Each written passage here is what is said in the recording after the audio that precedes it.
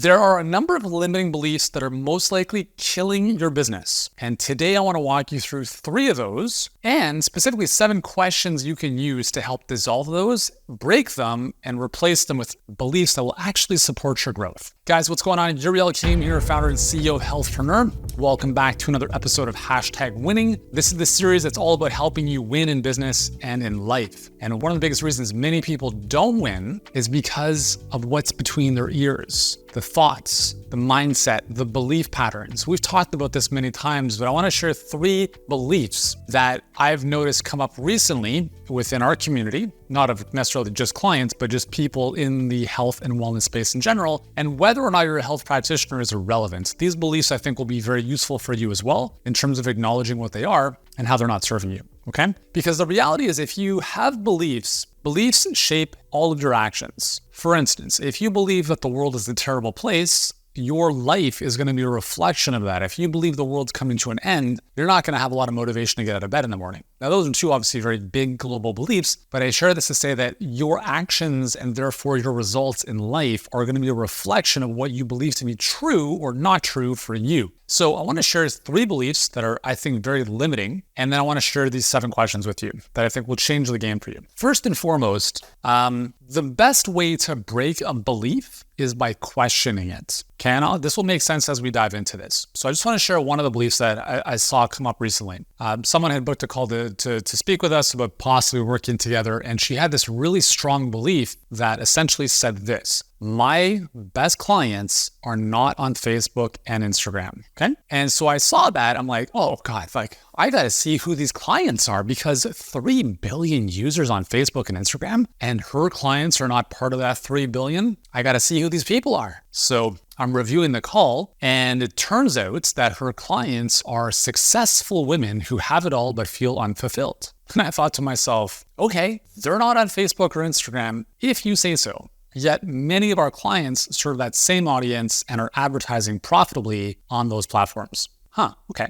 But what was interesting was how committed she was to that belief. And then obviously, as I reviewed the call, it was no surprise that her business was broke, making a few grand a month, tough time paying the bills, etc. So you can see how that belief held her back from getting the help she needed to reach the people she wanted to serve. She was more committed to her story, more committed to that belief than she was about accepting an alternative point of view, which could have gotten her out of that position. The second, and I'll come back to these as we get into the questions in just a moment. So the second belief, I've seen this a couple times. The first time I actually saw this that I'm thinking of was about a year and a bit ago. I was having a conversation with someone in the DMs on Instagram, and they said something along the lines, so this is a fitness trainer, and they're saying something along the lines of, I would love to be at 10K per month. And they may have been at half of that. I was like, cool, why so low? Why so little? Because I don't think 10 grand a month is doing anything, right? You can barely pay the bills with 10 grand a month. Business revenue, right? So then this person proceeded to say that she wanted to make sure that her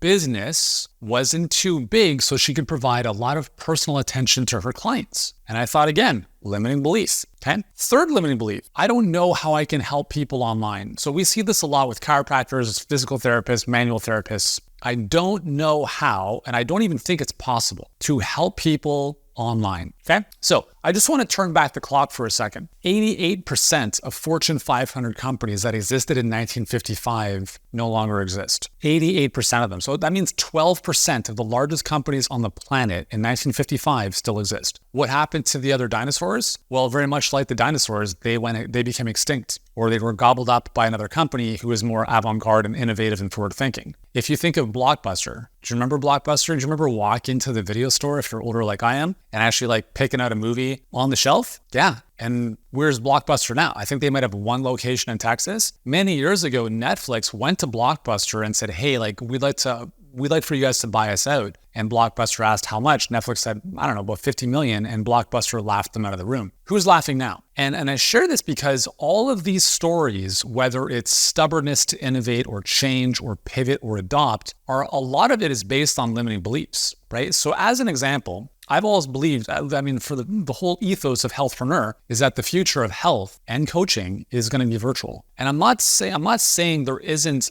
value in being in person with people, 100%. I mean, our Healthpreneur live events, it's a game changer, and we're doing it every single year because of how important it is. But to believe that the only way you can help people is by seeing them in person and working with them hands-on body is very limiting. And it's very limiting because that might be the only point of view or perspective you have based on your limited experience. Just because you haven't done it doesn't mean other people aren't. So for every chiropractor, body worker, physical therapist, osteopath, etc., who's like, well, I don't think this can work for me, I need to see other examples of people like me who have done this successfully, it's like, well, here you go. And then it's still not enough, right? So at what point does the overwhelming amount of social proof we have overshadow your own self-doubt, your own belief system that is keeping you small? Because you can choose to, I'm just talking to this specific limiting belief that I can't work online with people. You can choose to continue believing that 100%. I'm not saying you have to change that, but when you choose to keep that limiting belief, you also get to keep the problems that come with it. The problems of staying small, of being limited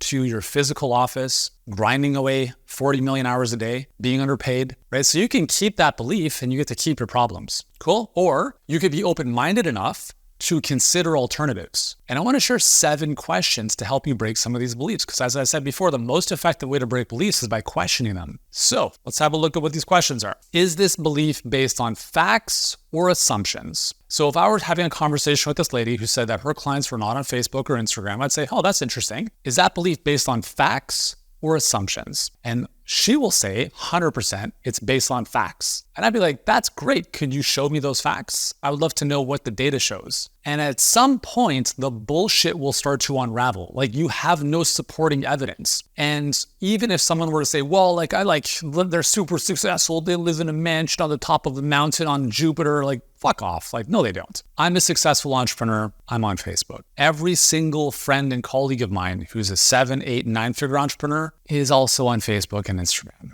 So shut the fuck up. Let's just be honest, okay? That's what I'm thinking in my head. So is this belief based on facts or assumptions? Show me the facts. If you don't have the facts, then are you open to a possibility that that belief might not be sound? But if you're more committed to that belief than something that might support you, that's your choice. So whenever we have a belief, is that based on facts or assumptions? So let's look at the second belief. Like, I don't want to grow my business beyond 10K per month because if I do, my clients won't get as much personal attention as they can if I stay small. Cool. Is that based on facts or assumptions? Well, it's based on facts, potentially based on what you currently know and based on your current mindset and skill set. So I have a business that does way more than that on a daily basis, okay? Just for context. And our clients get way more personal attention than they ever would otherwise if it was me staying small working one-on-one with clients. Now, some people might have a tough time believing that and understanding that because they can only see their world from this small myopic viewpoints. But I'm like, dude, I've already gotten way beyond that. I'm showing you possibilities of like what's possible. Now, there are also possibilities for me that I'm not even thinking about, which is why it's really important to be growth-oriented and open-minded, because if someone came to me and said, hey, Yuri, here's something to consider. And I'm like, oh shit, I never thought of it that way. All of a sudden, it opens my horizons for what's possible. But it's very hard to see that if you're so close-minded and fixated and committed to your story that's not serving you. So I think of beliefs and stories as synonymous, right? Limiting beliefs or stories, they're excuses. That's all they are. So if we really start to question these beliefs, part of what's required is that we are somewhat humble, hopefully enough, to understand that we may not have all the answers, and that the answers that we think we have are actually keeping us exactly where we are. So for this individual who's thinking, well, if I get to 10K per month, that's as much as I can go to, because she's thinking that for how she's done it up until now, maybe it's 1 hour once a week with every single client, and then her capacity can't go beyond that. And that's probably true based on her small little box of how she's operating the world. But I'm asking her, is that belief based on facts or assumptions, right? It might be based on facts within the small box, and it's also potentially based on assumptions of what she may or may not know about what's outside the bigger, outside that small box into the bigger box, if you will. And then again, I don't know how I can help people online, or I don't think I can help people online. All right, is that based on facts or assumptions? Because if they're like, well, it's based on facts, like, oh, cool, awesome. Well, here's Deborah, Jane, Joe, like who do the same thing as you, and they're working with patients and clients online. So am I missing the facts here? Like, it's very easy to refute some of this stuff. Anyways, We're not trying to argue with anyone. These are questions for you to ask yourself. So the number one question is this belief based on facts or assumptions? Number two is, how does this belief affect my actions and outcomes? So how is this belief serving you? So if I'm talking to this lady who doesn't think her clients are on Facebook and everything else she's doing is not really working, and she's making a couple grand a month, which is not a lot, and she's been doing this for 10 years, I might ask her, well, how is that belief serving you? How is that belief affecting your actions and outcomes, right? She wants to be a TEDx speaker, published author. I'm like, okay, that's fine. But see, what's interesting is I find this very fascinating. So someone who doesn't believe their people are on Facebook and Instagram will then go drop $20,000, $25,000, $30,000 to be put on a TEDx stage somehow, and thinking that is going to appeal to her audience. Oh, really? Like, they're so busy they can't be, they're so busy. They're so busy. They don't have Instagram or Facebook on their phones, right? They're so busy. But they're not busy enough to apparently sit in the very stage, the audience that you're speaking to, in some little town in the middle of nowhere, right? They're all just going to flock there, right? No, but they're going to see my video afterwards. Oh, really? Because that video is going to be posted on YouTube. But they're so busy, they have time to watch videos on YouTube, right? Do you understand? Like, can you start to see the logic and how it breaks down here? So we start to say, okay, well, my people are not on Facebook or Instagram, therefore I'm going to go speak on stages because that's where my people are. Really? Okay. And then we can just start to dissect this again. Is that based on facts or assumptions, right? So we can use this this actually becomes a really good self-selling tool, or even if you're in sales, like, these are questions you could ask prospective clients if they're coming up with challenges. Like, if you're a trainer and you work with clients online and the person says, I think I'll get better results with my trainer in person. Is that belief based on facts or assumptions, right? Or what makes you think that, right? It's the same idea. So anyways, so how does this belief affect my actions and outcomes? So I'll give you an example. So I don't want to earn more than 10K per month because if I do, I'm not going to be able to give enough personal attention to my clients. Okay, that's how is that belief affecting your actions and outcomes? I'll tell you, because that was me back in 2005. I was in the same position. I actually wanted to make less than that. I wanted to make less than $36,000 per year, because if I made more than that, I would actually have to start paying a little bit of tax. And that kept me playing small for 3 years. Or shit, if I made more money, I'd have to get a better accountant, or I'd actually have to register my corporation. And I thought more money is more problems, which may be true. But the thing is, you grow as well, right? Your business will only grow to the extent that you do. So even if your business grows and you make $1 million instead of 10,000, you'll have new problems. But you only get to $1 million in business by you becoming more skilled and better at what you do. Therefore, you're able to handle those problems with grace, right? So I get that. But I'm sharing this stuff with you because these limiting beliefs really, really fuck us up in life, and they keep us playing super, super small. So how does this belief affect my actions and outcomes? I don't know how I can help people online. Can I really do this? How is that belief affecting your actions and outcomes? It's affecting your actions and outcomes by you not being open-minded to looking at alternatives and staying stuck in the clinic, grinding away for the rest of your life, and driving home every day thinking you're just going to drive onto the other side of the road because you want to fucking end it all. That's a little bit more, a little bit morose, but I hope you get the point. Third question is, what evidence or experience created this belief? So my people are not on Facebook or Instagram. What experience or evidence created this belief? Maybe it was one conversation that someone said, I don't really use Facebook. Well, n equals 1 is an amazing statistical probability that or statistical significance, right? Sample size of 1. Therefore, every single other person like this one person is not on Facebook or Instagram. It's really just faulty, illogical thinking. I don't want to make more than 10K per month because then my clients are not going to get the love they deserve. What evidence or experience leads you to believe that or created that belief? Well, I spoke with one person who did a course and therefore they didn't get any. Yeah, cool, awesome. But that might be modeling a terrible business in the first place, right? It's like thinking that if I wanted to start a coffee shop, it would be serving shit coffee. Therefore, I'm not going to start the coffee shop. And you could ask, well, what evidence or experience would lead me to believe that? And I might say, well, Starbucks is a coffee shop and their coffee sucks. Therefore, if I start a coffee shop, my coffee will suck. It's the same logic. It doesn't make any sense, right? So what evidence or experience created this belief? Number 4, what evidence do I have that contradicts this belief? So now we start getting into the questions that start to create possibility. So if we're talking, and honestly, as a starting point, these are questions you ask yourself, okay? And you can certainly challenge, or these are great coaching questions as well to ask clients. But I think it really starts with us. If we're talking about, for instance, I'll give you an example of an exercise I just went through with this stuff yesterday. And I started looking, okay, for us to get to $100 million, what has to happen? And I started reverse engineering everything. And all of a sudden, I realized that the constraint was something so simple that I could simply just add a little bit more juice behind. And what that started to do was I started to ask myself the question, like, what evidence do I have that contradicts this belief? So the belief was, well, based on what we're currently doing, the most we can spend on a daily basis is X. And then I was like, cool, if we spend X in advertising, it's going to get us here based on our current numbers. And I'm like, well, that's not where I want to be. I want to be at much higher than that. And so I started to ask, well, what evidence do I have that contradicts that belief? And I just went to the outcome, what I want, $100 million revenue. And I started to backtrack and I was like, oh shit, all I need to do is this on the front end? All of a sudden, the world just changed, right? My viewpoint of what was possible. And that's why I have this written down. And I've probably shared this with you before. It's right on my desk. What would the $100 million CEO version of myself do in this situation? Because I want to think about, I'm trying to solve problems or break beliefs based on a different self-identity. Because we are where we are based on our thoughts and beliefs and actions that have got us to where we are now. And that's great, but it's going to keep us where we are now until we start thinking from a different level. That's why I talk about, like, you have to think and invest from your future self. Because if you think and invest from your current self, you'll stay where you are. It's too much money. Like, I don't know if I can make the investment. Good. Have a nice life, because you'll stay exactly where you are most likely, right? Or it's going to take you a very long time to get where you want to go. So what evidence do I have that contradicts this belief? So you have to be open-minded to this. So the individual who's like, my people are not on Facebook or Instagram, if I'm having this conversation with her, I say, well, just playing devil's advocate, like, what evidence do you have that could contradict that belief? Now, this is where someone is either open-minded or closed/fixed-minded. Oh, there's no evidence that that's just empirical evidence. That's empirical truth. They're not on Facebook or Instagram. Great. Ciao. Keep staying broke.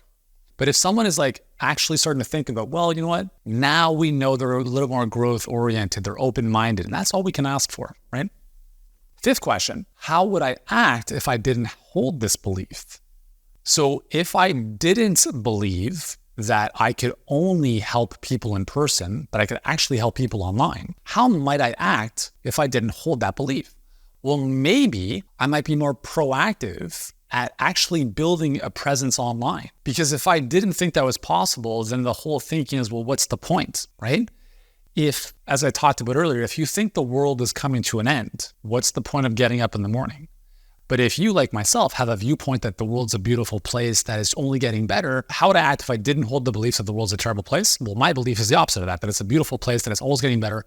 How would I act? I act by getting out of bed early in the morning. I'm excited. I feel like I have ownership over my life. Even if there's, determinism already set in place, whatever. I feel like I have control over my daily actions, and that's good enough for me. That's a belief that serves me, I think. So how would I act if I didn't hold this belief, or if I held the contrary belief? Number 6 is, what's the worst that could happen if I let go of this belief? So I don't think I can help people online. All right, so what's the worst that could happen if I let go of that belief? Worst thing that could happen is I try working with people online and I realize it's harder, because it is. Okay, I'm not sugarcoating that. You guys know this. Building a business online is infinitely harder than brick and mortar, but the upside is 1,000,000% more worth it. So let's say it doesn't work out. Well, what do you mean it doesn't work out? It only doesn't work out when you give up too soon. So either you want freedom and more impact and more money, or you don't. Because if you did, you'd find a way to make it work. So what's the worst thing that could happen? Let's just say that you give it a go and it doesn't work out for whatever reason. Worst case is that you just go back and work in a clinic, or you figure something else out to do. What's the worst? Like, you're not going to get shot in the head, right? So what's the worst thing that could happen if you adopted a different belief, if you let go of that belief? My clients, they would not get the personal love and attention they need if I made $50,000 a month. Well, what if if you were making 10,000 or less, right? So I'm just putting 50 grand here. If you let go of that belief and you started making 50 grand a month, what do you think could happen? You'd enroll more clients, right? You'd probably charge more. You'd figure out ways to provide even better service to them. Maybe you hire other coaches to further support them. Like, my journey it was me when I started Healthpreneur, and I did one Q&A call a week. And now we have a whole amazing team of world-class coaches full-time in the business. And now we can offer up to 5 coaching calls per day. Which version do you think is better supporting our clients? So what's the worst that could happen if you let go of that belief? You make more money, you help more people, right?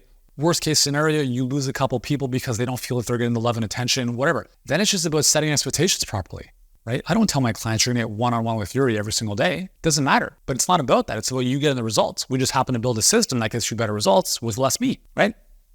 And the final question is this, final belief-breaking question is this: how would someone else much further ahead of me or much further along in this kind of same path that I'm on, how would they look at this differently if they took over my business? So this is very specific to like the business setting. Said otherwise, if I fired myself and brought in another CEO who's already been there and done that into my company, what would he or she do in this situation?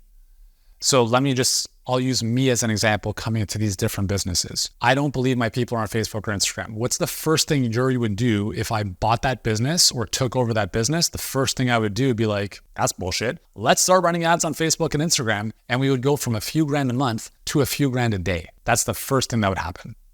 Okay, cool. And why would I do that? Because I've done that before, right? We have many clients who serve that same audience, right? I don't care who you're serving. They're on social media in some way, shape, or form. So I don't want to earn more than 10K per month because I don't feel like I'm going to get the love and attention to my clients. Okay, what's the first thing I would do coming into that business? First thing I would do would be like, cool, ramp up acquisition as soon as possible so that we can actually build a better delivery system on the back end. I'm going to charge more, hire more people. We're going to go from 10K per month to 10K per day, and we're going to build an absolutely epic experience for our clients. Okay? Number 3, I don't know how I can help people online. So if I came into, again, this one's a little bit different because here I have to get in your head almost. Like I would have to get in your head to be like, hey, here's what's possible. But let's just say this. If I were coming into your business or working with you, I'd be like, cool, here's an example of so-and-so, so-and-so, so-and-so, so-and-so, so-and-so. Here's what they did online. I'm not saying they're adjusting people over Zoom, but I'm helping you understand that you have more knowledge so that you can actually get paid for what you know, not just what you do. But right now, you're so heavily focused on your body work that you can't focus on your brain work. And that's where the real magic is being able to extract your intellectual property into ways that you can help people in a more leveraged fashion and help them still get better results. But Yuri, that's not possible. How can they get better results than if they worked with me? Good question / limiting belief. Well, let me ask you this. Is that belief based on facts or assumptions? Oh, it's based on facts. I know if people come in and they go on the table and I adjust them to get better. Fair enough. Do you believe your clients, if they took more ownership over their own healing and recovery journey, i.e. doing more soft tissue work, more dynamic stretching, strengthening on their own, or with some type of guidance, do you think they'd get better improvements in some way, shape, or form? Yeah, I do. Great. And so what does that tell us? That tells us that if we can empower our clients to take more ownership over their outcomes, they'll get better results and you'll look like the hero. So where do you think they're getting that guidance from? Where do you think they're going to get the protocol for what to do?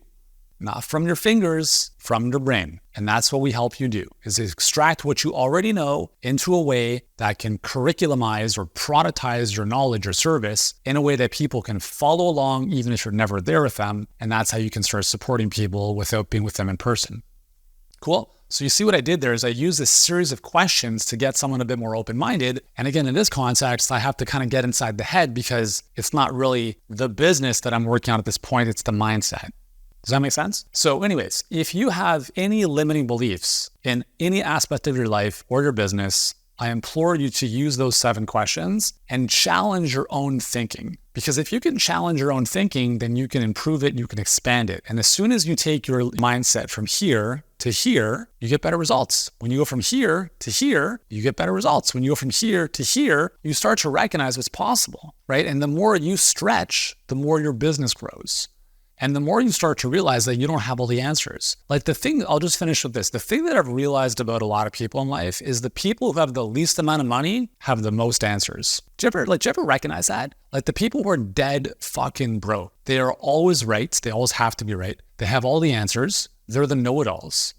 I'm sure you can think of someone pretty close to you. And then there are those who have a tremendous amount of money and a tremendous amount of success, and they realize they don't have all the answers, but they ask better questions because they've realized that on the journey, you can't have all the answers, but you can have good questions to find the answers. And I think that's a huge difference that separates winners from losers. So hope you've enjoyed today's episode. If you have, remember to hit the subscribe button and go back and watch all of the other hashtag winning episodes. I promise you'll be a different person for doing so. Thanks so much for hanging out with me today, and I'll see you in the next episode. I'm going to share with you the 10 ways that successful people think differently than everyone else. I want you to grab a pen and a paper for this one. You're going to want to write this stuff down, and I swear to God, you'll probably want to frame this and put this on your wall. You're going to want to repeat this stuff. You're going to want to review this stuff on a daily basis if you want to win in life and in business.